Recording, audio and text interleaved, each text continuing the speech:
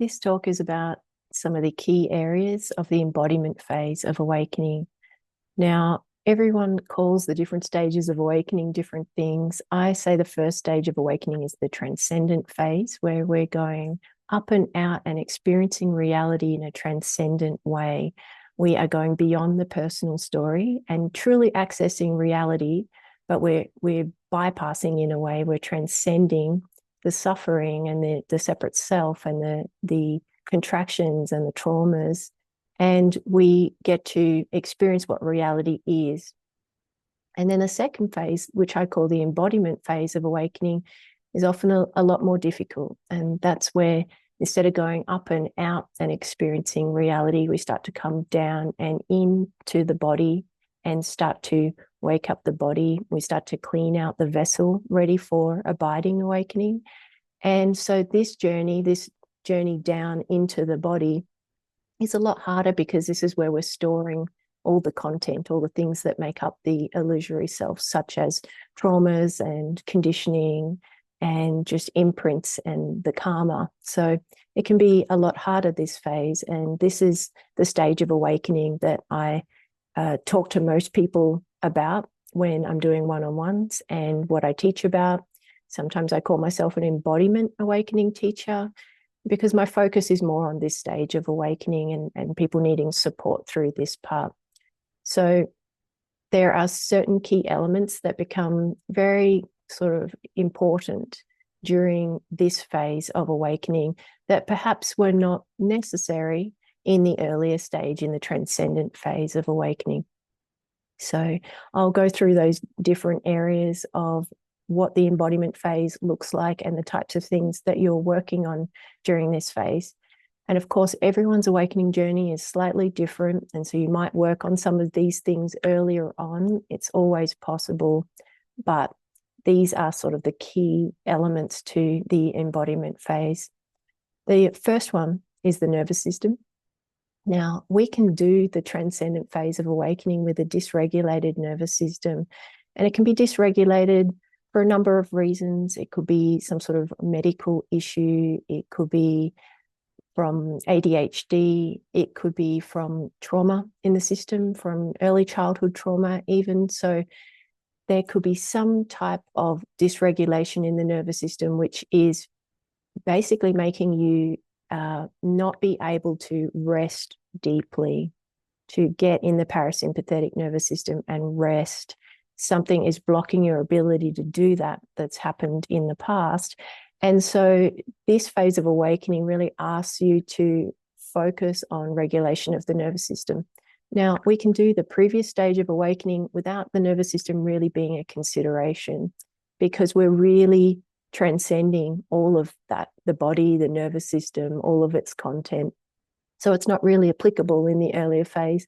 But once we start embodying this and dropping back down, then the nervous system starts to become the foundation to the rest of this part of awakening, because we realize that we can't do the deep healing work that we need to do with a dysregulated nervous system. And we also can't progress with awakening in an embodied way with a dysregulated nervous system. So it sort of blocks us straight out of the gate as we go into this phase of awakening, which is why I mention it first. So for many people, this is a block for them that they may not even realize that they have. We often don't know that we've had a dysregulated nervous system perhaps all of our life. I know I did. And so that can be quite common, particularly if we had a difficult childhood and a lot happened there. We might be operating with a dysregulated nervous system and not even know that that is the case. So I'm going to put a lot of referrals to other YouTubers and to other videos that I have under each section that I go through for this video. So I'll just touch on each area, and then please look at all the different links that I have if you're wanting to go further into understanding each area that I cover. So nervous system, understanding that is a bit outside of awakening. It's more in the trauma healing world, in the therapy world. And so my suggestion is to either get someone to help you, such as a somatic experiencing practitioner, a craniosacral therapist, a network chiropractic, a facilitator, someone that understands the nervous system, that works on it directly. They can help you to see where your nervous system is at and what areas there are to work on. And so learning all about the nervous system, check out those links that I have below and start your journey to see where you're at with the nervous system and how you can get more into that rest, digest mode, the parasympathetic nervous system, and then everything else is going to flow a lot more easier in this stage of awakening. Which leads me to healing. This part of awakening is largely about healing. And although we may have started a healing journey, most likely in the previous stage of awakening, the focus, the type of healing that I'm talking about becomes quite specific. And it is really about clearing out the vessel to prepare it for permanent awakening. And that looks like trauma therapy. It looks like going very deeply into emotional work, into shadow work, into really the most painful places that we have been unknowingly resisting throughout our life to cope. All of that wants to be faced. All of the karma, everything that's stored in the body wants to be dealt with and looked at and healed and surrendered, and so that this becomes an empty vessel where awakening can stick. And so that's quite the process. And again, often outside of awakening, it could look like trauma therapy. It could look like you learning about psychology and understanding how healing works, how imprints are stored in the body. And again, look at my references to get you started if you're not sure what direction to go with the healing. But this is a major component. So in the earlier stage of awakening, the healing might have looked more like energy healing, perhaps going to a shaman or an acupuncturist or a Reiki practitioner. There is certainly a healing element to the transcendent phase of awakening. But then in the embodiment phase of awakening, it becomes about really healing trauma and the imprints and those repressed emotions that are stuck in the system. It becomes really about that's what it is that we're healing and finding the most effective way to do that for ourselves. And there's many different ways this can look in all different types of modalities out there, but I typically recommend somatic experiencing as the modality to go to, as it works very well for awakening, even though it's outside of awakening. And all of this healing work that we do, what it does is not just empty out the vessel to prepare for abiding awakening, but it enables us to work on underdeveloped areas that in psychology they would probably call your sense of self. And so it's about getting a healthy sense of self. Now, each person is going to be having a different experience through the embodiment phase, depending on which areas need to be worked on. So perhaps your nervous system is regulated and you don't need to worry about that, and you can just get straight into the rest of the embodiment phase. Or perhaps that's something you need to do first, and perhaps you have a lot of trauma and you need to work on that. But maybe that's not relevant for you. So each person is going to be different, but we're wanting to develop a healthy sense of self, and we do that through the healing work that we do, which is often outside of awakening again. So this phase of awakening often doesn't have a lot of real, what we could call spiritual parts to it. There is still a spiritual part to it, but a lot of it is a lot more about the body and healing, and a lot more about being here in form.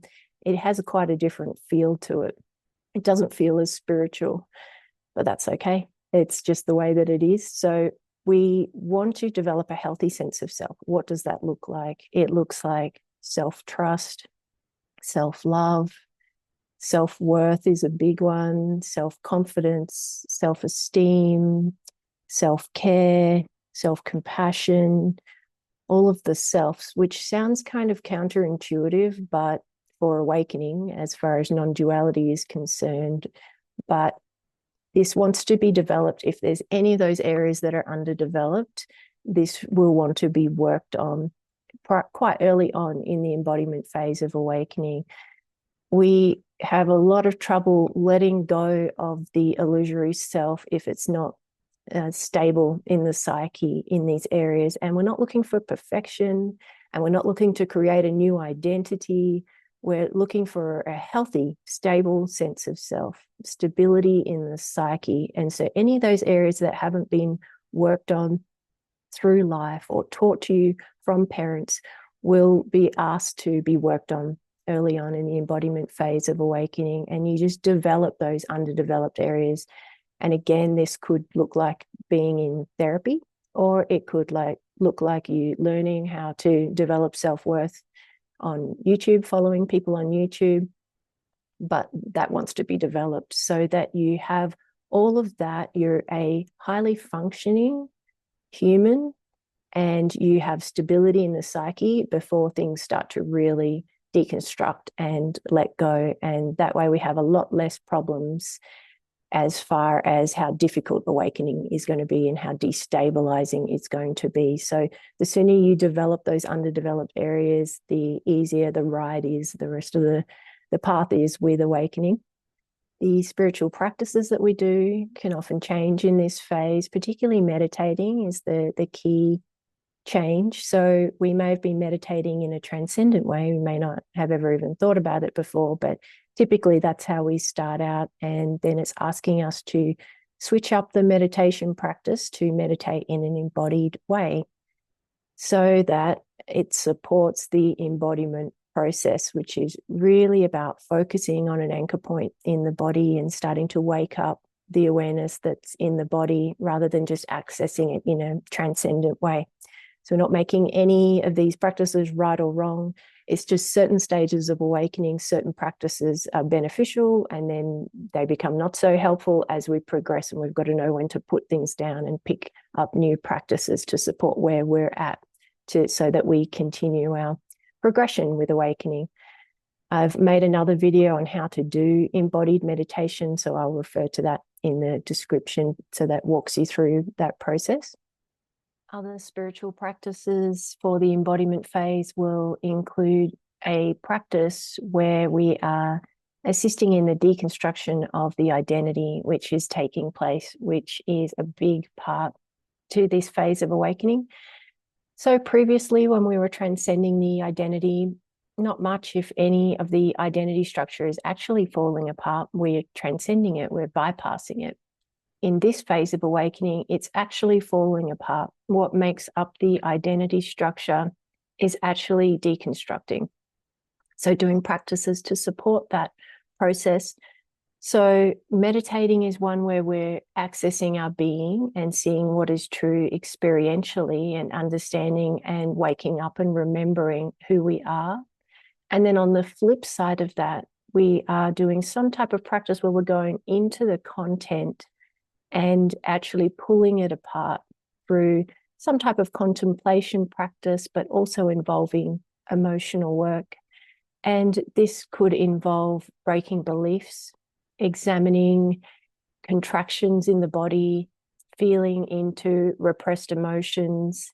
But we do basically a continual inquiry and contemplation into the different content that is arising, and actually pull it apart, examine it, and feel into it. A lot of it is energetic and emotional and intuitively guided. But we find a practice to help to support the deconstruction of the identity.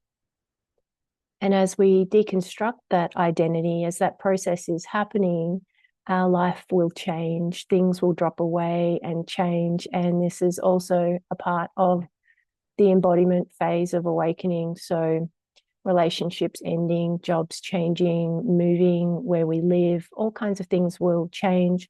Life will likely simplify and things will get more in alignment with awakening. So what is going to support future awakening, the process, and things that aren't supportive of that will likely drop away. Part of this is to do with where we're attached, where we're identified. Anything like that is possible that it will drop away. Some people, it's a complete overhaul of their life that can happen. It's pretty common. That happened to me, where your life is totally different and everything changes and you really have a whole new life that really is one that will help you get through the rest of awakening, and then also be in alignment with what it's like to be awake and to live a life that's awake and have a life around that supports it. So a lot of changes happen as we deconstruct the identity internally. Our outside experience also changes. And this can be one of the harder parts of the awakening process, particularly if we're attached, as we typically are, to people, to objects, to jobs, whatever it is. This can be hard, of course, to let go of these things, but the more we learn how to surrender and listen to what life is trying to tell us and see that it is for our benefit that these things are let go of, the easier this part of awakening gets. And we'll start going very deeply into this deconstruction process where we will be letting go of core wounds, karmic patterns that we incarnated with, like I'm unworthy or I'm unlovable or I'm not enough. These very broad and painful parts to our karma that we've been reincarnating with. We will often go into past lives. We will go very deeply into childhood and inner child work to help to release these core wounds. We'll also release core identities, such as what gender we are, that we're a person, I'm a male, I'm a female, the relationships that we have, the roles that we're playing, like I'm a mother, I'm a father, I'm a son, I'm a daughter. These more core parts of the identity structure will also start to be looked at and surrendered. All of our coping and avoidance strategies will be surrendered one by one. And with that, we will change our behavior automatically. So any dysfunctional behaviors will start to be let go of and will become quite painful for us to hold on to. Wanting to feel authentic will be a focus during this phase, and wanting to do no harm to others, because we start to see the karmic effect that it has, the actions that we take, how that impacts others. We can actually feel that. We can feel the suffering in others as the heart is opening more. And so we naturally want to not cause harm to others, change our behaviors, change our unconscious ways to get more in alignment with truth and with love, and to stop accruing more karma. And so this will happen piece by piece. We start to become more mature on a human level and highly functioning, and also just awake through and through. We work through it so much that in the end, we don't fall back asleep again. And so it's not about perfection. There's still a human here that does human things, but when you're awake, there's no part of you that can do harm to another. There really isn't. You're operating from love. And so we go on a journey with this through the embodiment phase of awakening, of letting go of anything that's stopping us from seeing or feeling the truth of what it wants to be seen in our life and with awakening and reality, and also stopping us from going very deeply into the healing work that we need to do to make sure that we do deconstruct that identity. So in that, any addictions drop away, any coping and avoidance strategy drops away, and then we change our actions, we change our behaviors to get more in alignment with truth. And every part of our life wants to be examined, and it wants to be shown to us where we're falling back asleep.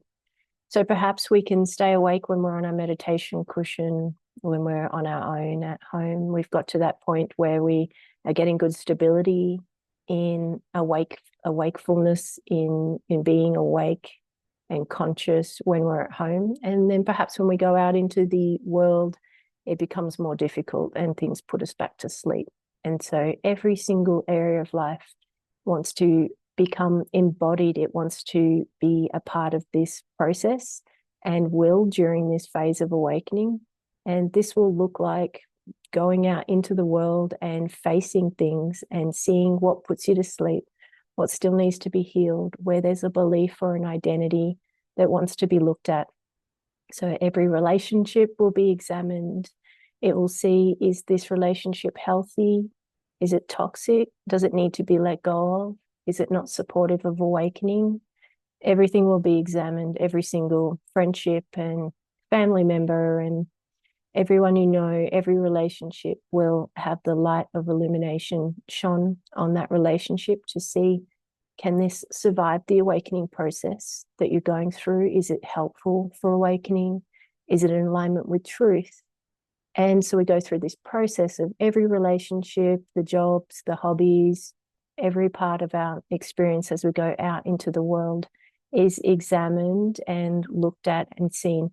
Where do I go back to sleep? And can this remain, or is this an attachment or feeding the identity structure and needs to be surrendered? You can very much be working on the mind awakening part during this phase of awakening, which could include self-inquiry, breaking beliefs, doing contemplation work, examining the conditioning of the mind. That will play a big part to this phase of awakening. But also the heart awakening will be a component to this phase. And that will look like addressing all the barriers in the heart that are preventing the heart from opening fully, so that you need to break through every protective layer in the heart so that the heart can open to unconditional love and stay open and stay awake. And that usually looks like, it could be healing parental wounds. It could be healing times when someone hurt you and matters of the heart to do with loss and grief and heartbreak. And when you closed your heart back down for protection. And it asks us to heal every part of that, which again could be in therapy, but also just sitting with the heart and facing all of the layers that are in there, all the walls of protection, and investigating them, contemplating them, feeling the emotions and expressing the emotions related to that. So the heart gradually, bit by bit, opens incrementally until it stays open. And that would be the heart awakening that happens. We also start to dive into the gut awakening during the embodiment phase. And this can feel like a clenching in the gut. It can feel like a no, that the body or the gut is hanging on and resisting life. It can just feel like resistance itself. It can be an actual physical grasping that is happening in the lower belly. But there is a component to awakening where we also awaken and surrender and let go on the level of the gut. And this happens typically incrementally, but then we will notice shifts that happen, big openings of release that happen and that feel physical, an expansion or letting go that happens in the gut area. And so we go through a process of awakening through the gut while we're going through the embodiment phase of awakening. And this could be a lot of fear is stored in there, a lot of existential fear to do with our existence is faced psychologically and also physically through the body.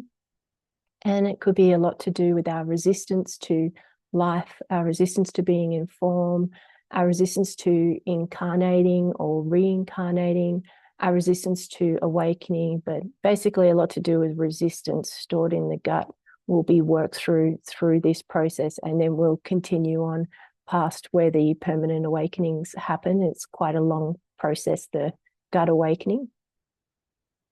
We will feel through all the layers of existential aloneness, which I'll link to other teachings about that in the description, and all the layers of existential fear that are there during this phase to help us to get to the permanent awakening, the permanent shifts that happen. So the aloneness and the fear will need to be worked through, and it is a lot of layers to that and takes some time to get through that process.